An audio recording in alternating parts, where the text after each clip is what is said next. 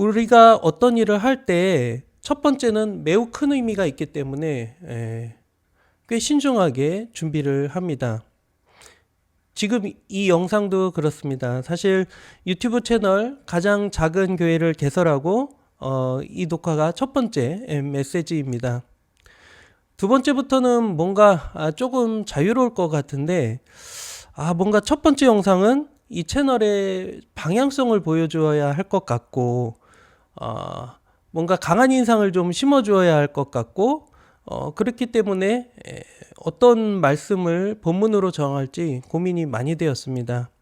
그래서 기도하면서 준비하는 중에 오늘 본문 말씀을 택했습니다. 요한복음에서 나오는 예수님의 데뷔와 또 같은 첫 번째 사역이 오늘 이 본문 말씀이기 때문입니다. 그런데 요한은 처음부터 우리를 좀 당황하게 만듭니다. 예수님의 첫 표적이 어디서 일어났는지를 생각해 보면 그렇습니다. 병든 사람을 고치신 자리도 아니고 성전에서 율법을 가르치신 자리도 아니고 또 죄를 꾸짖는 엄숙한 장면도 아닙니다. 요한은 2장 1절에서 아주 담담하게 이렇게 말합니다. 갈릴리 가나에서 혼인잔치가 시작되었다. 잔치였습니다. 노래가 있었고 사람들 사이에서 왁작지껄 가득한 소리가 났습니다. 우리는 예수님 하면 자연스럽게 십자가를 떠올리게 됩니다. 고난, 희생, 눈물, 침묵 이런 이미지가 머릿속에 깊이 새겨져 있기 때문입니다. 그래서일까요? 예수님의 첫 사역이 잔치라는 사실은 저는 좀 의외처럼 느껴집니다. 솔직히 이 본문 설교하기 쉽지 않다 생각했습니다. 술상이 있는 자리라니, 거기서 예수님이 술을 공급하신다니. 하지만 요한은 일부러 이 장면을 선택합니다. 그리고 마치 이렇게 말하는 것처럼 들립니다. 예수님은 기쁨이 있는 자리에서 사역을 시작하셨다. 당시 갈릴리의 혼인잔치는 우리가 경험하는 결혼 예식과는 조금 느낌이 달랐습니다. 여러분들 주위에 결혼식 하시는 분들을 축하해 주기 위해서 여러 번 가셨기 때문에 잘 아실 것입니다. 가면 잠깐 결혼식 보고 단체 사진 찍고 식사하고 그리고 다 각자 집으로 돌아갑니다. 하지만 당시 유대인들에게 혼인잔치란 하루 만에 끝나는 그런 행사가 아니라 짧게는 사흘, 길게는 일주일 이상 이어지는 마을의 축제였었습니다. 가난한 사람도 여유 있는 사람도 그 기간만큼은 함께 모여서 즐겼습니다. 함께 먹고 함께 마시고 함께 웃었죠.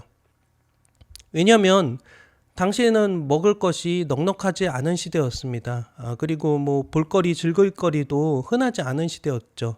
그렇기 때문에 이런 혼인잔치가 이들에게는 축제였던 것입니다. 때문에 단순히 이 개인의 경사가 아니라 우리가 이렇게 함께 살아간다 하는 마을 공동체의 선언과도 같은 그런 행사가 우리가 만나고 있는 혼인잔치입니다. 그만큼 잔치의 준비는 중요했고 실수는 치명적이었습니다. 그런데 이때 본문에서 결정적인 문제를 하나 던집니다. 포도주가 떨어졌다. 포도주가 떨어졌다는 것이 뭐 그리 중요하다고 예수님까지 불렀을까요? 이것은 마실 음료가 부족한 것으로 끝나는 문제가 아니었기 때문입니다. 그것은 가문의 체면이 무너지는 일이었고 초대한 사람들에게 얼굴을 들 수 없는 부끄러운 일이었으며 무엇보다도 잔치 자체가 중단될 위기에 놓여 있는 아주 심대한 위기였습니다. 기쁨의 자리가 순식간에 침묵의 자리로 바뀔 수가 있었습니다. 그래서 이 지점에서 우리는 예수님의 어머니 마리아가 왜 이 문제를 예수님께 가져왔는지 이해가 됩니다. 이것은 사소한 부탁이 아니었습니다. 이 잔치를, 이 기쁨을 끝까지 지켜달라는 간절한 요청이었습니다. 그렇다면 포도주가 대체 무엇이길래 그렇게 중요하게 여겼는지 한번 알아보겠습니다. 당시 사람들에게 포도주는 일상의 흔한 음료가 아니었습니다. 우리가 잘 아는 바와 같이 고대 사회는 생존을 위한 식량조차 넉넉하지가 않았습니다. 물론 현대 사회도 그렇죠. 포도주를 일반적으로 먹지는 않죠. 그렇기 때문에 포도주는 기쁨이 허락된 날에만 등장하는 아주 특별한 상징이었던 것입니다. 오늘은 괜찮다. 오늘은 웃어도 된다. 오늘은 살아있음이 감사하다. 포도주는 그렇게 삶을 잠시 숨돌리게 하는 은혜였습니다. 때문에 혼인잔치에서 포도주가 떨어진다는 것은 아쉬운 정도가 아니라 기쁨의 중단을 의미했습니다.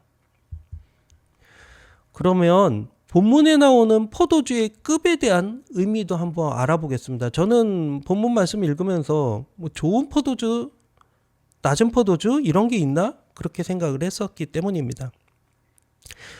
그 당시에는 일반적인 관습이 있었는데요.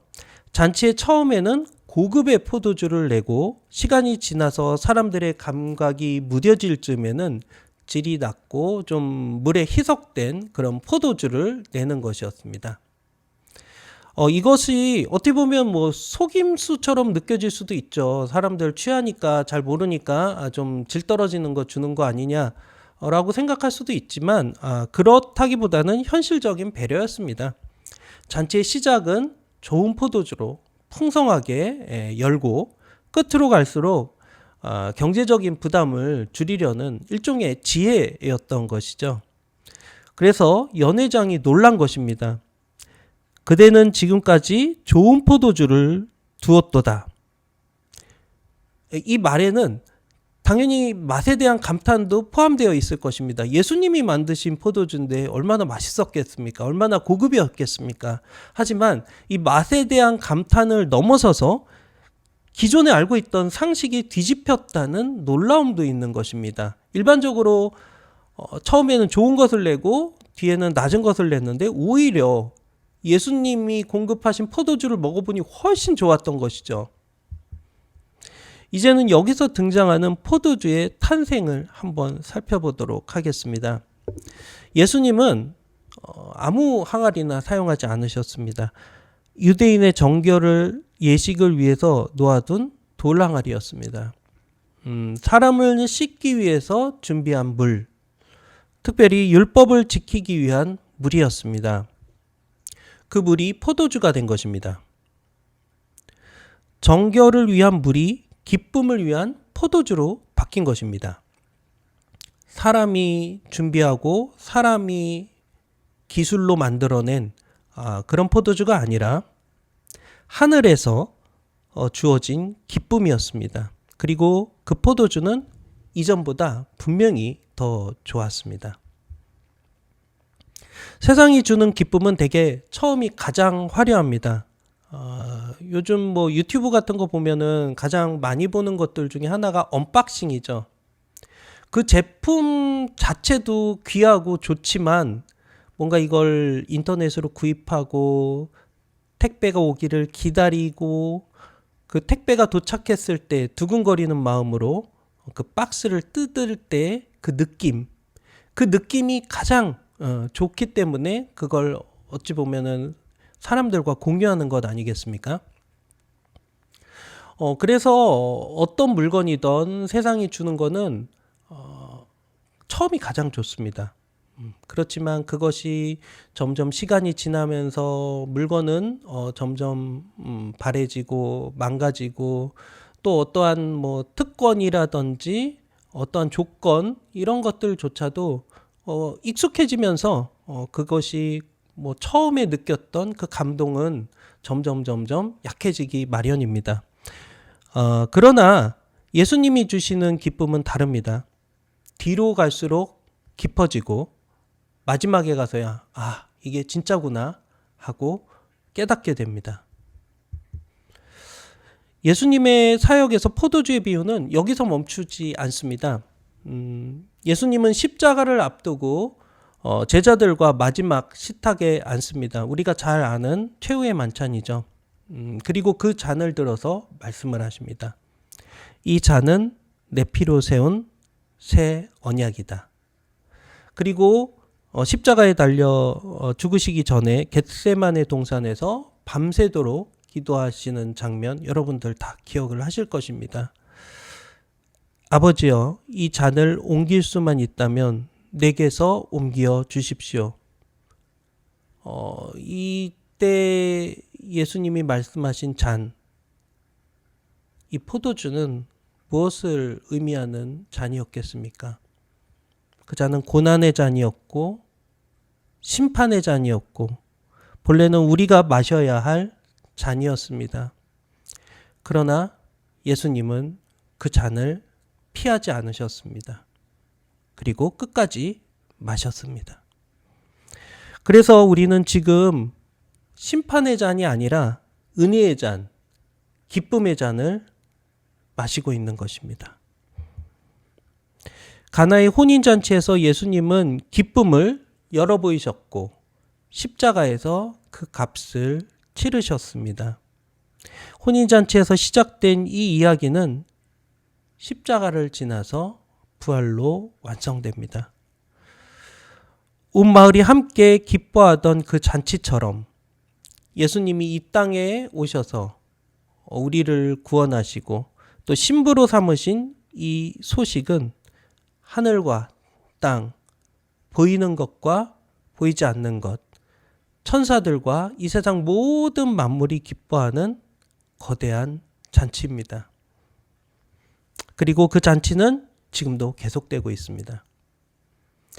사랑하는 성도 여러분, 우리는 신앙생활을 하다 보면 어느새 무거운 마음으로 하나님을 만나려는 경향이 생기게 됩니다. 참아야 하고 견뎌야 하고 눌러야만 하나님께 가까이 가는 것처럼 느낄 때가 있습니다. 그러나 하나님은 오늘 우리에게 분명히 말씀하십니다. 지금은 구원의 때요, 지금은 회복의 때다. 물론 우리의 삶 속에서 그 기쁨이 바닥나는 순간을 맞이할 수도 있습니다. 마치 가나의 혼인잔치처럼 기쁨이 계속될 줄 알았는데 어느새 포도주가 떨어진 것을 발견할 때도 있습니다. 그러나 그때 우리는 조용히 예수님께 나아가 말씀드리면 됩니다. 예수님, 포도주가 떨어졌습니다. 그리고 그분의 말씀을 그대로 신뢰하면서 의지하고 행동하면 됩니다. 그러면 물로 가득 찬 항아리가 기쁨으로 가득 찬 항아리로 바뀌는 그런 은혜를 우리의 삶 속에서도 모두 경험하게 될 것입니다. 그러므로 이번 한 주도 성령님께서 부어주시는 그런 기쁨의 은혜를 마음껏 누리고 살아가시는 저와 여러분들 되시기를 주님의 이름으로 축복합니다.